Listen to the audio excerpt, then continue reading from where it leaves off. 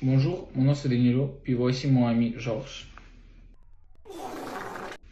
Et aujourd'hui, on va vous parler de notre petit ami fluor. Sa formule chimique c'est F2. Selon le website Standard Materials, les propriétés chimiques de notre petit ami, c'est qu'il est agent oxydant, il a une forte formation de liaison et sa réactivité. Qu'est-ce qui est par rapport à agent oxydant? Le fluor est l'un des agents oxydants les plus puissants que l'on connaît.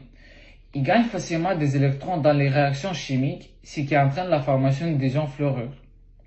Qu'est-ce qu'il y a par rapport à la formation des liaisons? Le fluor peut former des liaisons stables avec la plupart des métaux, produisant des composés ioniques tels que le fluorure de sodium et le fluorure de calcium, qui sont couramment utilisés dans diverses applications. Qu'est-ce qui est par rapport à l'activité? Le fluor forme facilement des liaisons avec d'autres éléments, y compris des métaux, des non-métaux et même des gaz nobles dans des conditions spécifiques. Cela a dû à son électronégativité élevée à son faible rayon atomique qui renforce sa capacité à attirer les électrons. Il y a aussi beaucoup de choses à dire par rapport à ses propriétés physiques.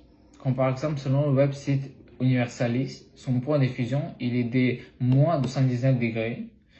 Son point d'ébullition, il est pas petit non plus, il est de moins 108 degrés. Et aussi, peut-être vous allez surpris, même moi j'étais surpris au début, mais sa couleur naturelle, c'est jaune. Selon le website de l'Université de Laval, les trois mesures de sécurité les plus importantes, ce sont le port des gants de sécurité pour éviter le contact du fluor avec notre peau. C'est aussi le port de la blouse de laboratoire, comme moi je fais, pour aussi éviter le contact du fluor avec notre peau. Puis la troisième mesure de sécurité les plus importante, c'est le port des lunettes de sécurité. Malheureusement, j'en ai pas de lunettes de sécurité, mais j'ai des lunettes comme ça. Je me trouve bon avec ces lunettes, honnêtement. Je suis quand même bon avec ça, non? Selon le website Institut national de santé publique du Québec, pour les personnes qui sont en situation de pauvreté, les mesures de prévention de la carie dentaire sont souvent inaccessibles. Et pour ça, au lieu de payer des milliers de dollars aux dentistes, on propose la fluoration de l'eau.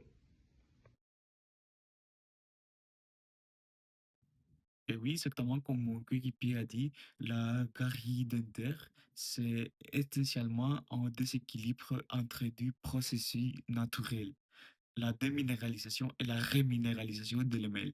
Normalement, ces deux étapes s'alternent, mais lorsqu'il y a trop d'acide dans la bouche, la déminéralisation finit par prendre le dessus. Ces acides viennent principalement des bactéries cariogènes. Elles se nourrissent des glucides qu'on mange et produisent des acides organiques.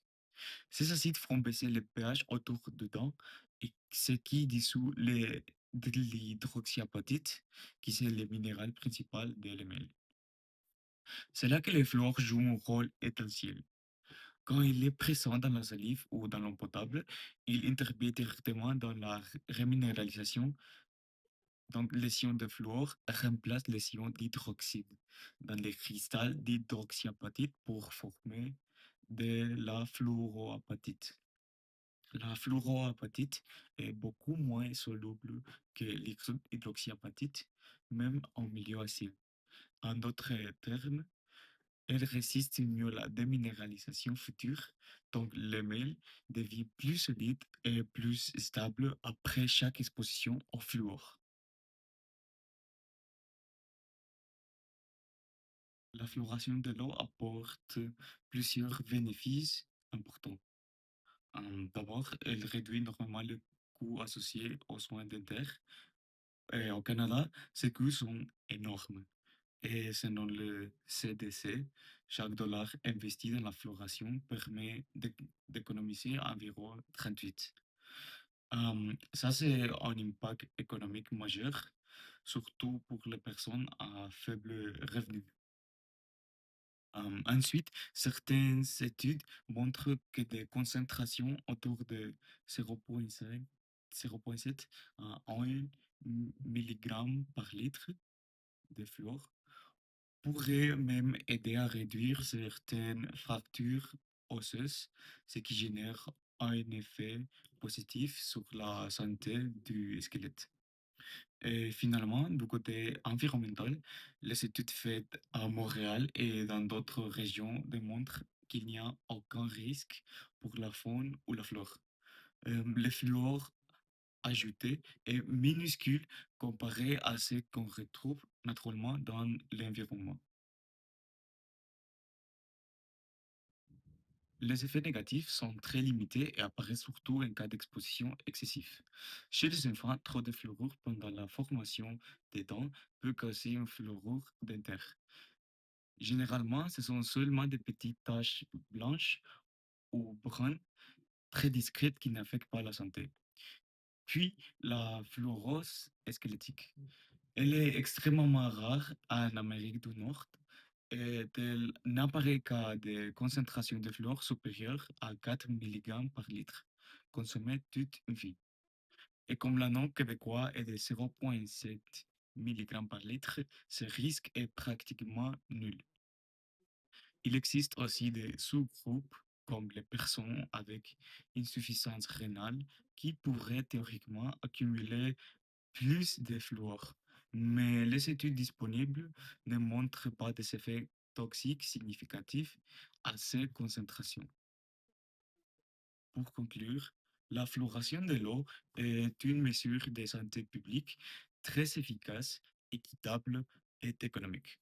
Elle protège la population contre la carie des terres, elle est sécuritaire aux concentrations utilisées et elle n'a pas d'impact négatif démontré sur l'environnement.